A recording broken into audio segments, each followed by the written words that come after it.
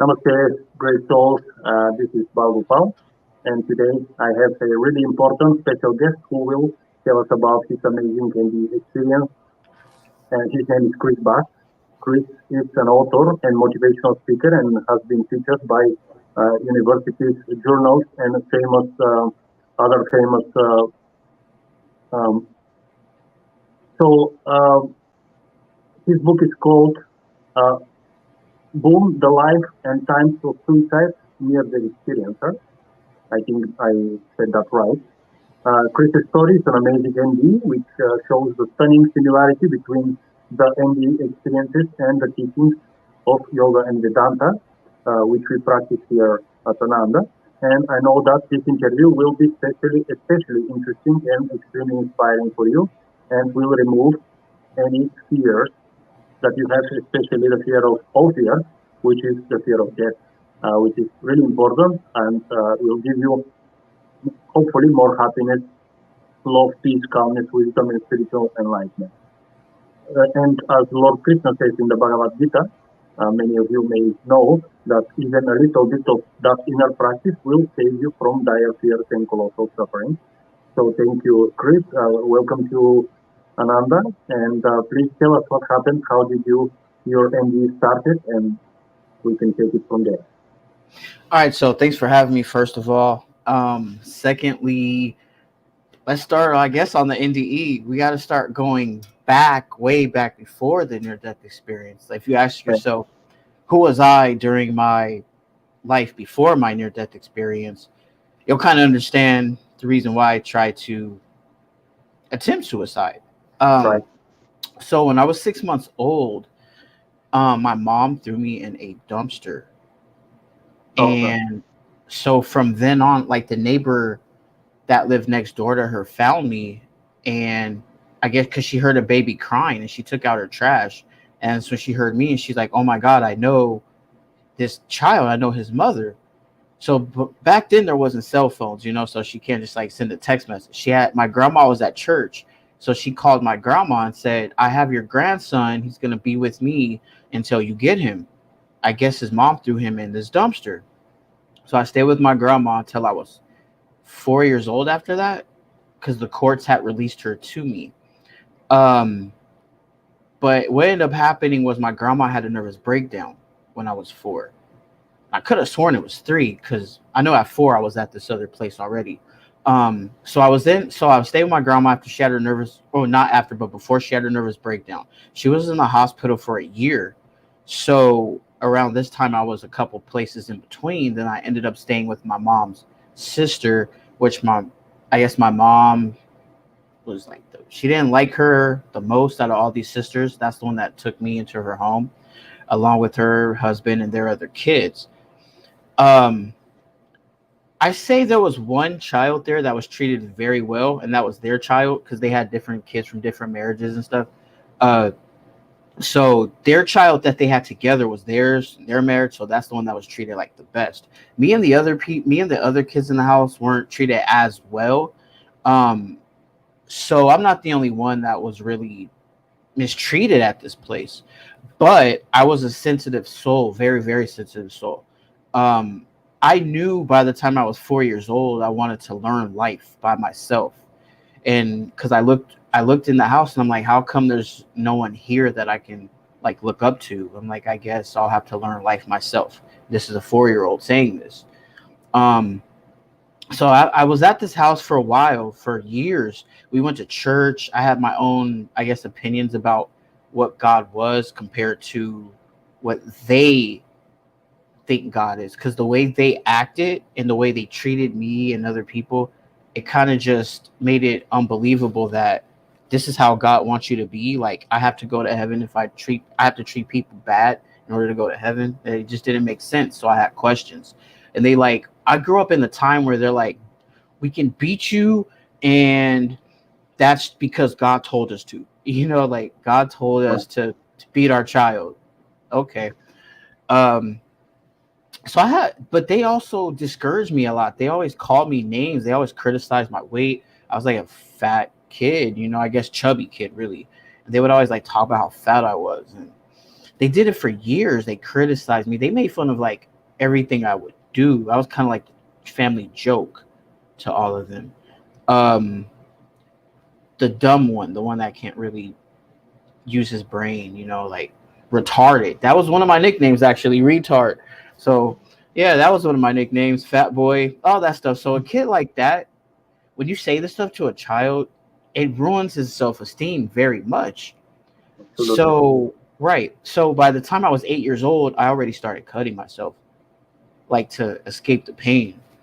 But that didn't work. So I just knew like I didn't want to be here in this life because I felt like betrayed. I didn't have like much love. I had a couple family members that I would see on the weekend, and that was it.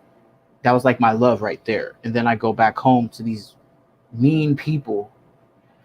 But I say by the time I was in junior high, I was writing. Actually, I started writing music at 9 or 10 years old, and I used to always keep my lyrics in this drawer in my room.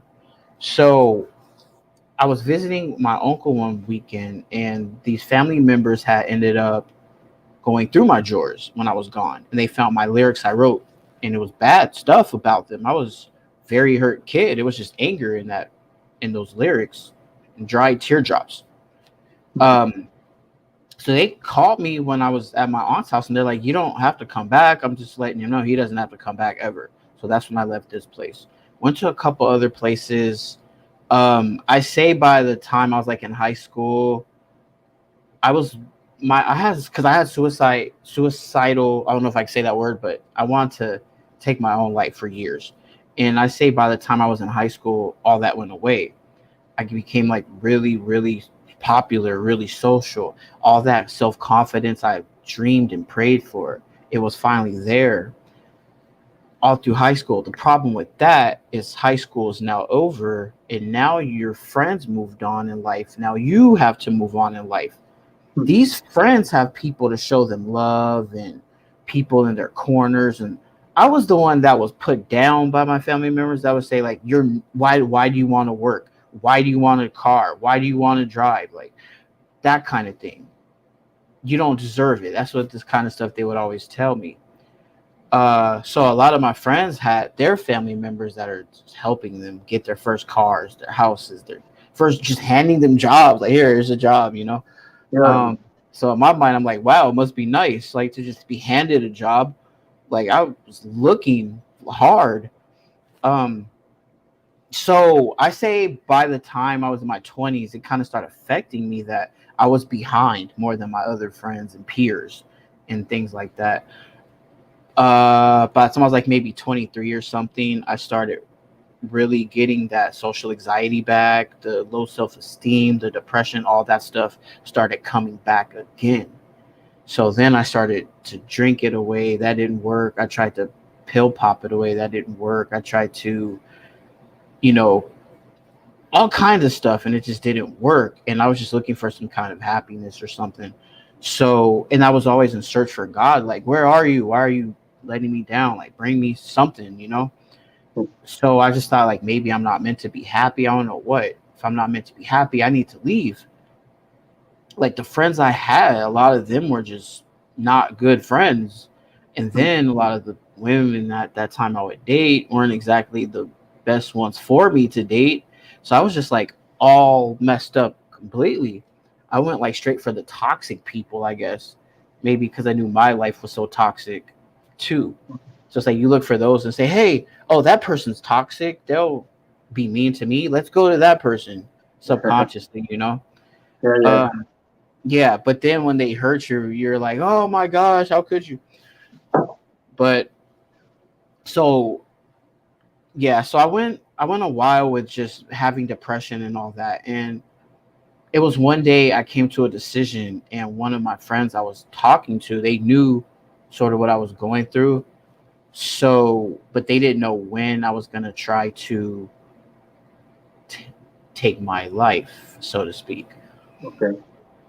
So, with that, I say about months later, I was talking to the same friend and we were arguing, and it just like all these feelings were already there that I want to leave. So I thought about how could I leave. I went to the train station.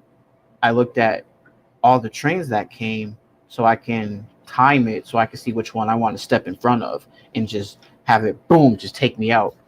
But that was my big plan of suicide. Um, did not work because me and my friend were arguing one day and I had ended up leaving their house. I was walking down the street and somehow I guess maybe they had a feeling they should follow me. They honked their horn and was like, "Hey, come on, get in the car, get in the car." So I got in the car. Lord behold, my mother, out of I don't know how many years it's been since I talked to her, this exact moment she calls me. So this must be something spiritual because if I haven't talked to her in so long, how does she call me first and how does she even get my number? Exactly. So I answered the phone and she says, "I just wanted to tell you that," she said, "your grandma told me you've been asking about me. And I want to tell you, stop asking about me. I don't want you. I'm not your mom. I never wanted you and I still don't want you. So stop looking for me." Okay. And then she lastly said, "I'm not your mom." So that's when I looked at my phone and said, "Well, you never were." I rolled down the window, tossed my phone out, and I just remember I looked at my friend that's in the driver's side and I looked at them and under my breath I said, "F this," opened the door, jumped out, and then boom, I just remember this big sound, this boom sound hitting the back of my head on the concrete. So that's when my near death experience started. So so here I am on the ground. So I'm thinking, okay, well, I remember that first feeling was like it was familiar, and I know when I was like 3 or something, I fell on my head as a tricycle, and I guess it kind of really messed me up. And after I guess that was just familiar. As soon as I hit my head that day on the concrete, so I was like, oh, I was like, I think that hurt. Like I wasn't sure if it hurt. I'm like, I think that hurt. So I'm like, huh. So then I was trying to get up, and then something kept telling me like I wouldn't do that if I were you. And I'm like, okay, I'm gonna do it anyway, because I have to learn. I don't. I'm the type of person that has to learn things myself. So I'm getting up, and I just know something's trying to push me down, and I'm struggling to just raise up, and I finally get up, and I see my body laying down on the floor, and I'm like, how the heck? How is this possible? But I'm thinking, well, I just got hit in the head. Maybe I'm hallucinating. Yeah. Let me just walk home and get something to eat. Everything will be fine. So I took a few steps on the ground and poof, before you know it, everything goes away. Here's this darkness. I see these dogs like in slow motion just barking. It was like this slow, everything was slow motion. And there's like all these different colors, like black, blue, mainly black, blue ish, and they're just like swirling around. There's like really nothing there.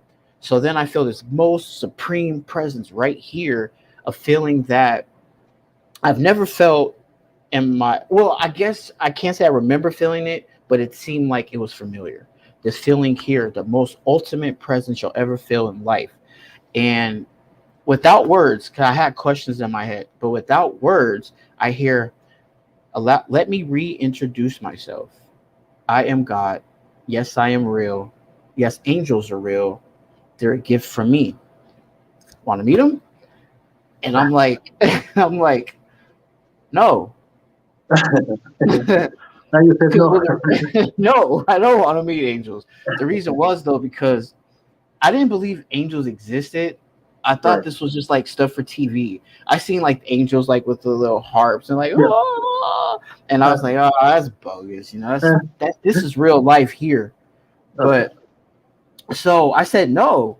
So then I'm like in my mind thinking, I don't even deserve to be here in your presence. Like, why are you even acknowledging me? Do you know who I am?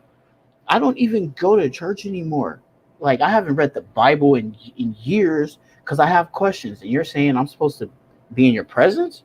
Like, let me go back to earth. Let me get perfect. I'll come back, and then we'll talk. And then, yeah, and then his presence, God, source, is like, I want you now. I love you now. How you are now. I'm like, I have no. You don't understand. See, look, I have stuff wrong with me. I have a lot of blemishes, but I love you now. You do. Yeah. You do. So, so, so after that, I just remember him kind of like like explaining things to me, like introducing himself to me, or should I say, reintroducing himself, his Uh-huh. characteristics. So a bunch of words are in the air in capital letters. One of the words says it's in the air, just floating. One says loving, another one says caring, and then another one and has exclamation points at the end that says long suffering. Oh. And I remember that word long suffering when I was a kid.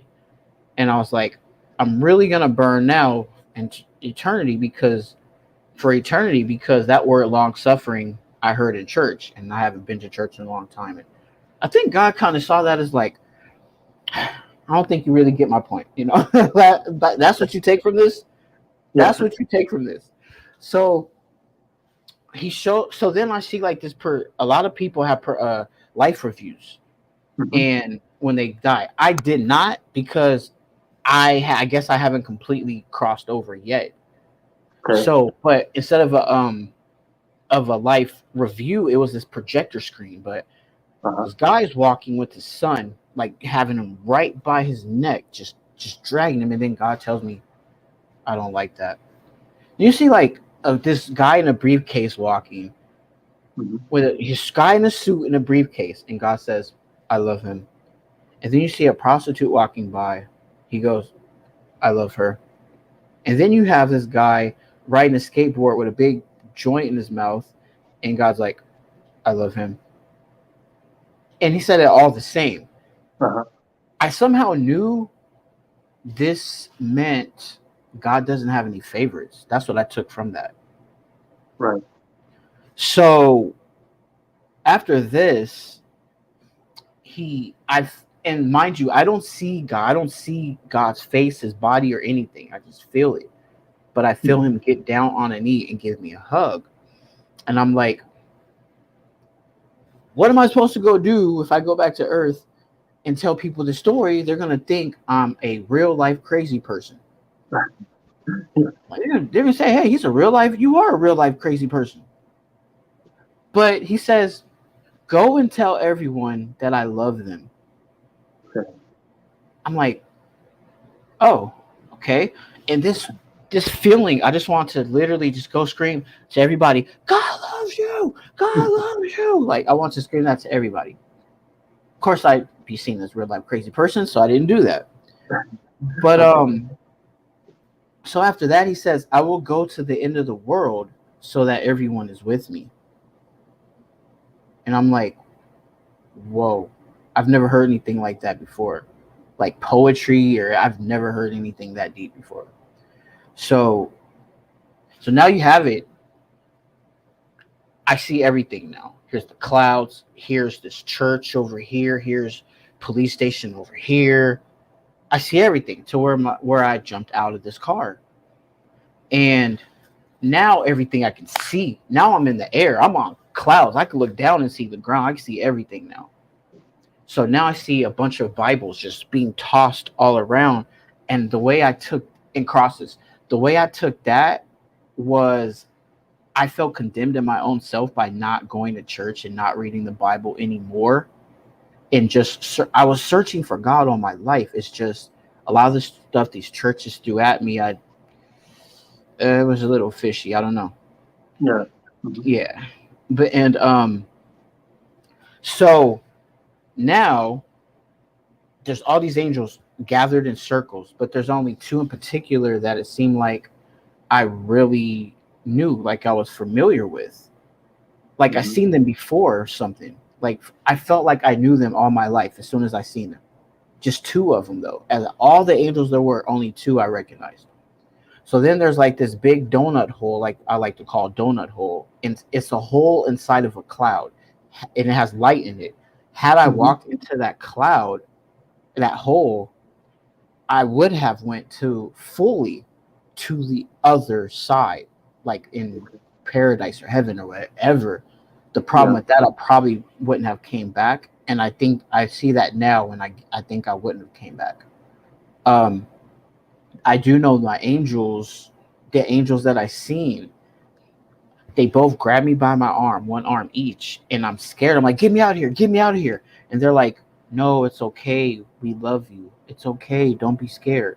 And they were so nice about it. So I look to my left and I see this beetle kind of face kind of creature thing. And I get a lot of hell. I get a lot of crap for it because I say like the beetle face. They're like, oh my God, you man, that's the demon. I'm like, it's not the demon. If it was, I would have known. Um, so Yeah. this angel had large wings. The wings were more wide than tall. His wings were wide, Mm-hmm. and I tried to look at his face, but man, there was so much light on his face I couldn't see the whole thing. It reminded me of looking at the sun.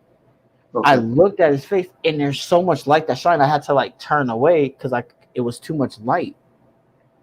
Mm-hmm. I say he was about maybe like 8 feet tall, 9 feet, something like that. Wow. Mm-hmm. Then I look on my right side. This angel is more human than anything. Human face, human hair, brown curly hair, super jacked. You see his muscles just super like his body was insane. And I was like, whoever goes to the gym now has nothing on him. Yeah. Right. I'm like, so Let, yep, let, I'm let gonna me go to the stop gym you for now. a moment.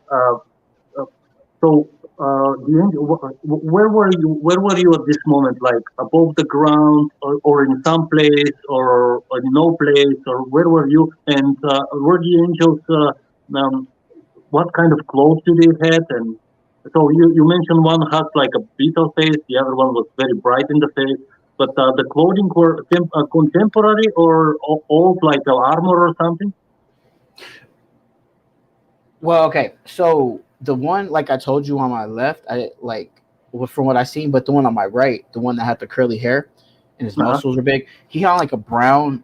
Like I said, he was literally human. He didn't have any halos and all that. He did Right. have wings. He did have wings, but they were more long than wide. Uh huh. Okay. He had on a not brown. He had on a red flannel shirt, and the sleeves were rolled up to the elbows. Okay. And Mhm. then he had on blue jeans and brown sandals. Wow. Yeah, I looked at everything, and I remember looking at one of the sandals, and I was like, "Whoa! If his foot were to touch the floor, half my city would be destroyed. Really? Just his Wow. foot. They're Okay. not a my angels. The angels that I seen are not allowed to step foot on the ground. Okay. So Not on this ground. uh huh. So you were like, when you were talking to them and everything, you were like somewhere in the middle between the earth and the clouds or something. That's You could, you exactly could, where I was. I was you could. literally in the sky. So Uh-huh. I'm looking at the cloud. The clouds are next to me. I'm looking at the clouds. Um, Here are the There is clouds, some. and I can look down and see. Like I can look down and see the church. I can see the streets, the cars passing. I can see everything around me down below. Uh, Chris, I can hear something, some distortion. Can you hear your voice distorted? I don't know. No, can you? Did it sound distorted before? No, no, it started now. Something like really like like it's like delayed or something distorted. I don't know. Oh, Can you hear yourself? I don't know what happened. One second. Let me see my phone or something. Just, what about now? better. Yes, yes. Okay, okay. Yeah. Yes, yes. Okay. And what about? I need to try to do something. What about now? No, better, better. Better. Yes, Okay. much better. Yes. Okay. So yeah, I was in the sky looking at the clouds. So everything Okay. below me, I can see it. Okay. Hmm. Yeah, the angels, I'm seeing them. literally Mm-hmm. seeing them. It Okay. wasn't like God's presence where I didn't see it, but felt I seen them. So I looked on my Okay. left. So I looked at my left side, and that angel says in a stern voice, "Are you sure you want to go?" Then I'm like, I look to my right, and that angel, the buff one, I'm thinking, oh, I'm in for it now. He's gonna kick my, he's gonna kill me right now. So, but he looks at me and says, "You have so much to do for so many people." And I was like, I didn't understand it then. I'm like, what people? What people do I have? Some? Are you serious? Like, are you serious right now? Yeah. So they tell me, they said, look down. Okay. I look down. I was like, I'm like, how's my body right there? Is that my body? They zoom in like camera. They're like, no, you need to look again. You need to see proof that this stuff happens. So they know how I am. So I look down again, and just like a camera, it just zooms so close to everything in detail. I see my body laying on the ground. Here's the paramedics right over me. The friend that I was in their car with, they're way over to separately on their phone, and I just seen all these lights, and that's all I remember. Okay. And so I look at them, I'm like, so this stuff really does happen? They're like, yeah. So they asked me, do you want to go or do you want to stay? I'm like, Okay. so they gave me a choice. I can go with them or I can stay. Okay, I must be a real life crazy person to even have to think about that, especially the situation I was in.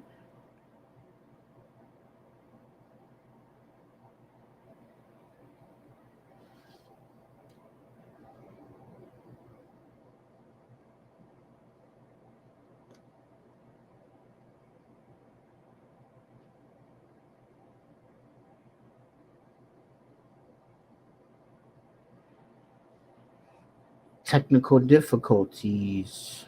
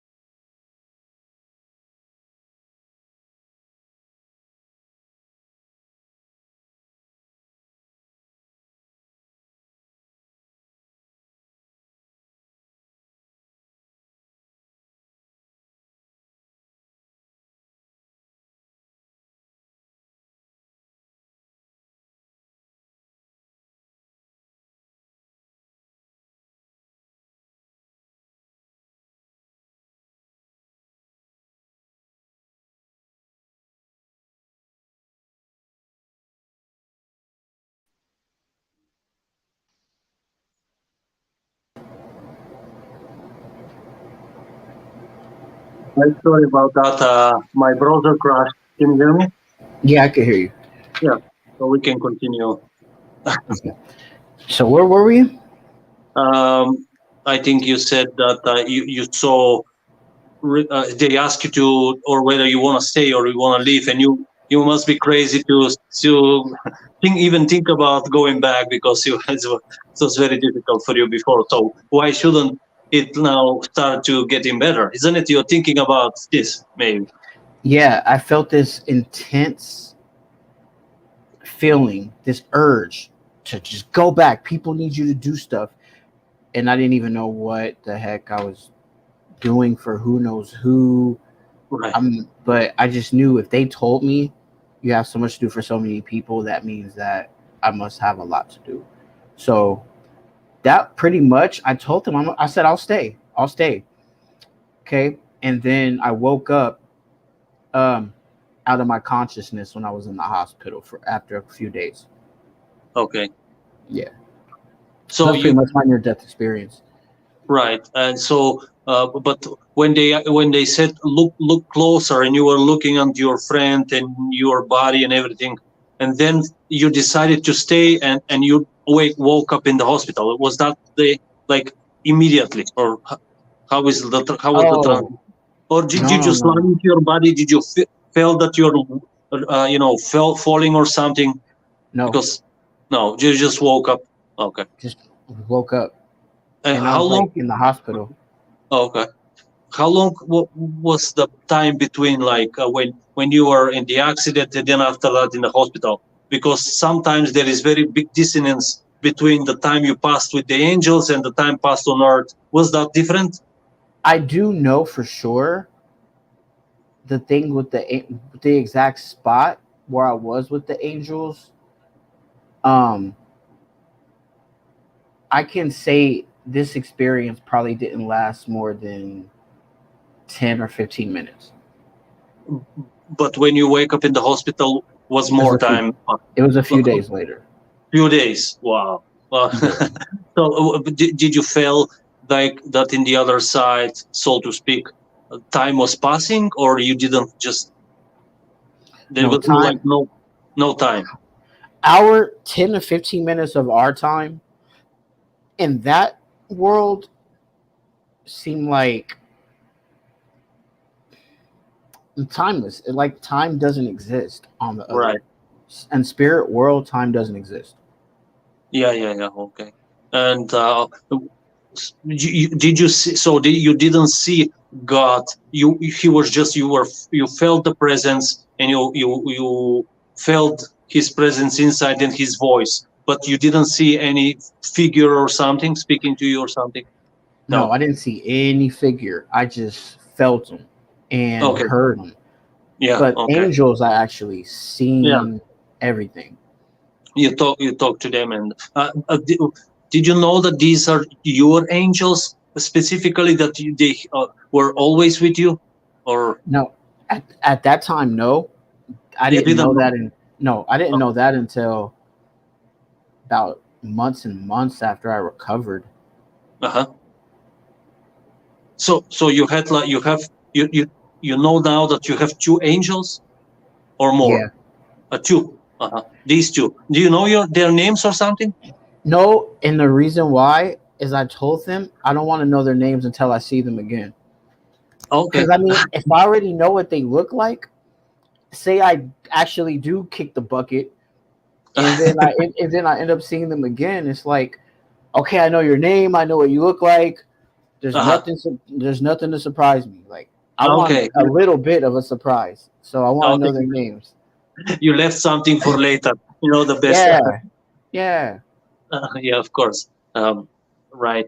And so yeah, you saw. And do you think you have like did you see something after your ND? Do you have like some special like did you acquire some abilities from the other side, or something that you saw something sometimes, or did you feel something else? Did they try to communicate with you after your ND or something? They still communicate with me to this day. Okay. Yeah, I've That's never all. lost contact with those angels, Okay. so I know that they're still here. So you feel like protected by them, and um that they are always on your side, and they are always looking for you, and they are your friends, and is They are on your side when you're. I mean, but at the same time, these are angels. They're gonna be honest. If you're wrong, they're gonna let you know. If of you course. slip off, they're gonna slap you back in place to let you know, like you got a mission to do. Okay. Okay, Yes. you're like, okay, you're right. But once you do the right thing and stuff like that, they're so, how can I say it? They're so encouraging. They're so proud of you. Right. You could tell these angels anything. They're literally your best friends ever. Right. Yes. Okay. Well, and so do you think after your NDE you feel much more uplifted, much better? Your life changed, and you don't have all these problems that your insecurities and stuff. All this pretty much. Maybe you have something, but you feel that you can overcome it really much more easily, or something like that. Yeah, we all have ups and downs through life, and that's never going to change. But it's just ups and downs now that I have. It's more like the way I take them now versus years ago. It's completely different. Absolutely. I feel more in tune. My patience has really gotten amazing. I'm so patient to where I can just sometimes wait on spirit world to see what happens in life. I'm not like in such a rush to do certain things, but because I know sometimes you gotta go the long way home. You know what I mean? Like sometimes you gotta take the long route home Of course. and not the shortcut. So Yeah. I have a lot of patience with a lot now. Okay. And a lot of people I see instead of looking at people, I look at their spirits. Right. Okay. And I wouldn't ask this, but just for the sake of other people, you're not fearing death anymore. Death is not a fear for you anymore, isn't it? Death is the beginning. I mean, Exactly. basically, you move. People think that death is the end, but it's like, no, it's definitely not the end. It's the beginning. Uh-huh. So it's the beginning of a new journey. This is Right. just our experience ground, so we can go on better. Yeah. That's what I try to tell people, that if you leave this body, because you are not your body, you are still you, and nothing happens to you. It's just your body that is like left behind. But Your costume. yes, like a costume. And when you were with the angels, you had a body. You were still you, isn't it? Like you were you, and you were fine. It's Yes, because I you were felt like me, like the exactly, same personality like I am now. I was just like that. exactly. And have you tried to look yourself that you had, or you didn't think to look up yourself that you had a body, or what is it was? That was the last thing that would ever cross my Of mind. course. Then my main thing was just don't burn me. Just don't make me Yeah. burn. Like that was my thing. Okay. Yeah. Okay. Well, Chris, that was amazing, and thank you so much for your amazing ND and for your story. And if you want to say some last message to the people who are watching, some positive message or something, Positive whatever. message. Positive message. I could say this: you're loved. Love yourself, and watch how things change. When you Awesome. love yourself more, you'll be more confident. When you're more confident, you're more at peace. And when you're more at peace, it's like a chain. Yeah. When not, like I say, you change your thoughts, you can literally change your life. Okay. Yes. That's absolutely correct. Thank you so much, Chris, for your encouraging and spiritual, beautiful words. Thank you for your time, and we talk again. God willing. Thank you so Thank much. you. Thank you. Namaste. Bye-bye. Bye. Bye.